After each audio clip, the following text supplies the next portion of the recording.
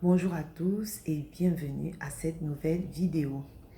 Nous allons faire suite à la dernière vidéo où je disais que le Seigneur, j'ai reçu du Seigneur le verset Colossiens 1, 28.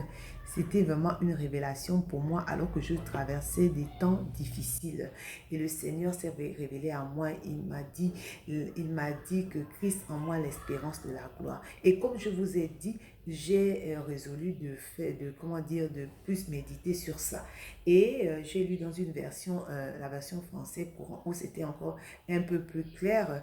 J'ai lu que la parole disait euh, que Christ en moi, l'assurance de participer à sa gloire. L'assurance, là, c'est plus l'espérance, l'assurance.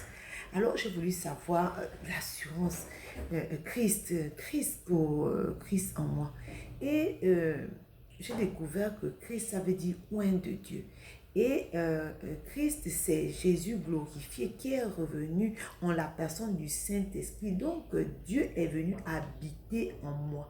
Dieu est venu habiter en moi. Et donc, je suis devenu la maison de Dieu. Je transporte sa glorieuse présence. Il est en moi. Je suis l'enveloppe. Ce n'est plus moi qui vis, c'est Christ qui vit en moi. Lorsqu'il dit que j'ai l'assurance de participer à sa gloire, en fait, il ne s'appuie pas sur moi. Il est Dieu. Il est Dieu voilà, c'est évident, quoi, c'est évident. Mais lorsqu'on traverse des temps difficiles, on a du mal à vraiment à accepter ça. Mais Dieu, c'est Dieu. Il faut qu'on réalise, et c'est par la foi, on a dit le juste vivra par la foi. Il faut qu'on réalise que Dieu est venu habiter en nous. Dieu est venu habiter en nous. Et la parole de Dieu dit que celui qui est en nous est plus grand que celui qui est dans le monde. Et nous sommes plus que vainqueurs par celui-là qui nous a aimés. Donc, comment dire, ce qu'il dit ne souffre d'aucune contestation. Nous sommes nés, et ça va être le titre de ce partage, nous sommes nés pour vaincre. Il n'y a pas un autre choix que de vaincre. Nous sommes nés pour vaincre parce que le Tout-Puissant, Dieu habite en nous. Dieu habite en nous. Pour faire asseoir cela, je suis repartie dans Romains, le livre de Romains, à partir du chapitre 7 jusqu'à 8, un peu à 9, où j'ai voulu vraiment réaliser un peu qu'est-ce qui s'est passé à la croix, voilà. Parce que pour vraiment savoir que c'est plus Yolande ou c'est pas la personne d'avant qui est là quoi, pour que je puisse recevoir ça. Donc, la parole de Dieu dit que et donc on va parler de la loi et de la grâce. On sait que la loi est venue par Moïse et la grâce par Jésus-Christ. La grâce par Jésus-Christ et la parole de Dieu que nous sommes sauvés par grâce par le moyen de la foi. Par le moyen de la foi.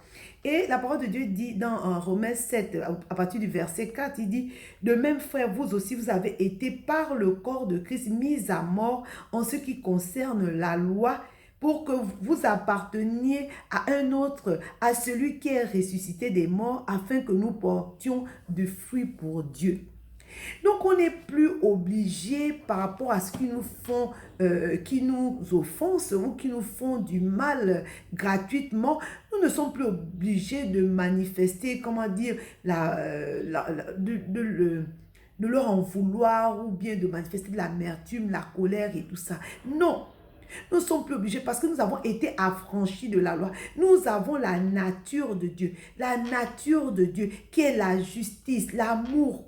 Il habite en nous. Nous avons la capacité de regarder ces personnes avec les yeux de Christ. Parce que nous savons que, en fait, sachant cela, nous avons, comment dire, on réalise, on manifeste plutôt de la compassion pour ces personnes. Pour la compassion.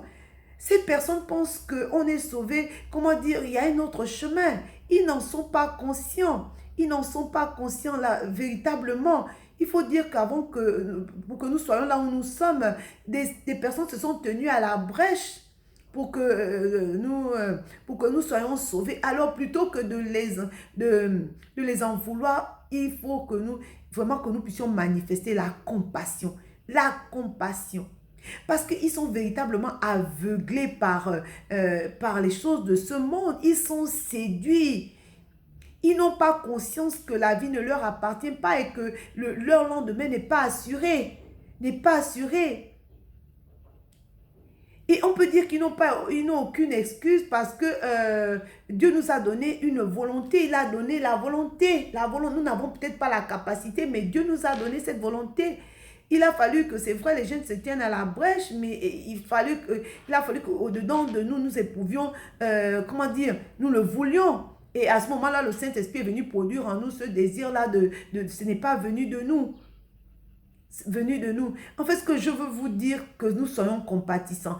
Parce que la loi, ils sont dans la loi. Or, la loi produit la mort. La loi est venue pour que avant, il n'y avait pas de loi et donc, il n'y avait pas de transgression. Mais Dieu veut amener la loi pour réguler la vie avant que la grâce n'arrive, afin que les gens, en fait, pour montrer aux hommes leur incapacité d'être sauvés par eux-mêmes. Mais ça, encore faudrait-il le savoir. Ils ne le savent pas. Ils sont vraiment dans la pure folie. Dans la pure folie. Ils pensent que la vie s'arrête là. Ils pensent que les biens de ce monde et tout ce qui, comment dire, la débauche dans laquelle ces personnes-là sont, comment dire, ils n'auront pas que la vie s'arrête là. Autant on parle de la vie éternelle, autant on parle de la mort éternelle. Ça veut dire quoi? Ça veut dire qu'en fait, les temps de feu est là, quoi. Les temps de feu est là. Ils ne vont pas mourir, ils vont comment dire, on a eu des personnes comme le riche et Lazare, qui sont conscients, qui sont là-bas et qui souffrent. Ils n'ont vraiment pas conscience de cela. Ils n'ont vraiment pas conscience. Plutôt que de nous affliger en sachant que nous, on a l'avantage. La parole de Dieu dit que Jésus a dit qu'il est avantageux pour vous que je m'en aille. Sinon, le consolateur, l'Esprit ne viendra pas. Or, le Saint-Esprit est celui-là qui nous rend différents du monde, en fait. Donc, plutôt que de ressentir en sachant que Christ habite en nous, Dieu habite en nous, on a l'assurance de participer à sa gloire. Alors, on ne s'inquiète pas de nous, mais plutôt de ces personnes-là qui sont perdues. Ce que nous devons demander à Dieu, c'est véritablement manifester la compassion, d'être vraiment ceux-là qui vont proclamer, puisque le Saint-Esprit est venu sur nous. À ce moment, on devient comme Jésus dans Ésaïe 61 et Luc 4, 18. Ça veut dire que on devra alors à ce moment-là évangéliser, proclamer la bonne nouvelle aux pauvres, soulager les opprimés, délivrer les captifs. Ils sont véritablement captifs, esclaves. La parole de Dieu dit que quand les cœurs se convertissent, le voile est déchiré. Mais aussi longtemps que leur cœur sera endurci, nous avons le devoir, en sachant que le Saint-Esprit nous aide, de nous tenir à la brèche, de vraiment manifester de la compassion. Moi, alors que j'ai médité sur ce verset-là, ça m'a donné de l'assurance. Ça m'a donné, plutôt que de me morfondre, mais ça m'a donné de l'assurance, ça m'a donné de ressentir de la compassion, de vraiment de me mettre à la brèche, de supplier Dieu, de vraiment... parce que ce n'est pas la volonté pour Dieu que le méchant meure, mais qu'il parvienne à la connaissance de la vérité et qu'il soit sauvé. Alors ce que je nous encourage à faire, c'est véritablement de nous tenir à la brèche, non seulement pour nos familles, ça veut dire quoi? Nos époux, nos épouses, nos enfants, nos parents proches, mais les autorités. C'est-à-dire, tu ressens, tu te dis, waouh, mais attends, et surtout pour nos familles, quand la parole de Dieu dit que la véritable famille, c'est celle qui est en Christ. Alors faisons tout pour que alors que Dieu nous a fait cette promesse-là, mais elle est une promesse, ce n'est pas un fait. Tenons-nous, faisons notre part, tenons-nous à la brèche et supplions Dieu. Parce qu'il dit qu'on doit lui faire part de nos besoins par des prières et des supplications. Vraiment, j'ai mis, comment dire, mes souffrances ou quoi que ce soit. Non, je n'ai plus à ressentir cela. Je n'ai plus à obéir à ça, soit à me mettre en colère. Non, véritablement, à chaque fois, je rends grâce à Dieu, le Saint-Esprit me rappelle ma nouvelle identité, me rappelle ma nouvelle nature. Et tout de suite, je me repositionne et je dis, Seigneur, waouh. Tu regardes comme ça, ils vont tout droit dans le mur, tout droit dans le mur. Il n'y a qu'un seul chemin. Quand tu penses que, comment ils peuvent penser un seul instant qu'ils peuvent, être sauvés? La parole de Dieu dit que ce n'est pas par la force ni par la puissance. La parole de Dieu dit que la parole de Dieu dit que Jésus est le chemin, la vérité et la vie. Nul ne peut aller au Père que par lui. Il n'y a pas une autre façon d'aller. La parole de Dieu dit que tu ne peux pas accéder à Dieu sans passer par Christ. Quand rien qu'en y pensant, tu éprouves vraiment, qu'on pouvait dire Paul que vraiment il aimerait être anathème à cause de ses frères, quoi.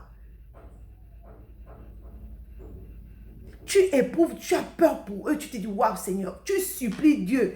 Ils ne savent pas, ils sont vraiment dans la pure folie, dans la séduction de ce monde. Ils vivent au jour le jour. Ils sont Dieu pour eux-mêmes. Non, quand tu sais ça, et quand tu sais ce que Dieu réserve à de tels comportements, non, c'est vraiment pas ce que Dieu veut. Vraiment, arrêtons de nous morfondre, hein, faisons le travail d'un évangéliste.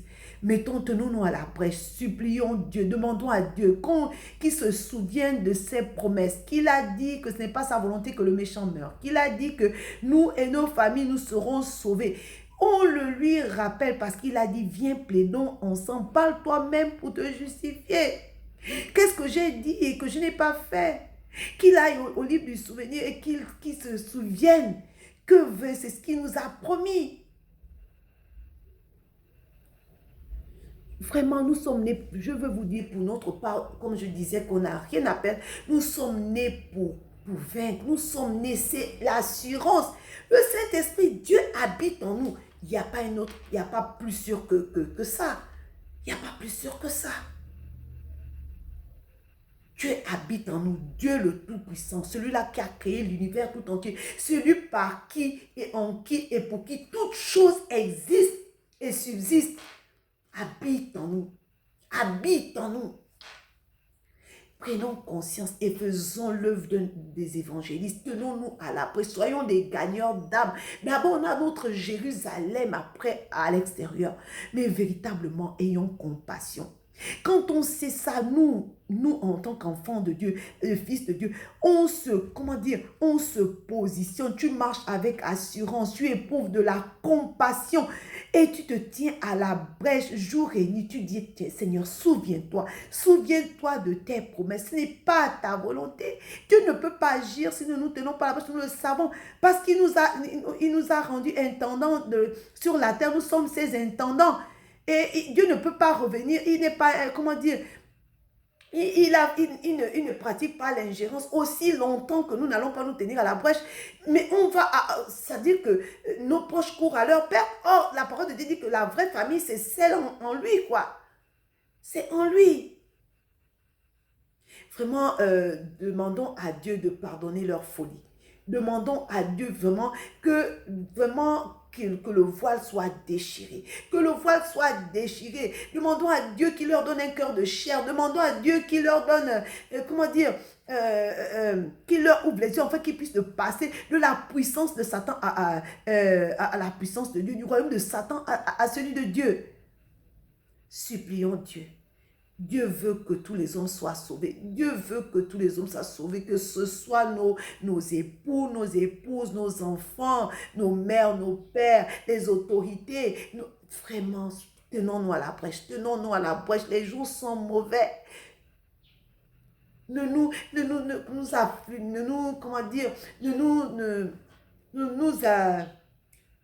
n'affligeons. Vraiment, ne nous concentrons pas sur nous-mêmes. Il y a plus que ça. Il y a plus que ça. Le plus fort vit en nous. Le plus fort vit en nous. Le plus fort vit en nous. Le Tout-Puissant vit en nous. Nous sommes plus que vainqueurs. Ce sont eux qui sont perdants, qui courent vers leur perte.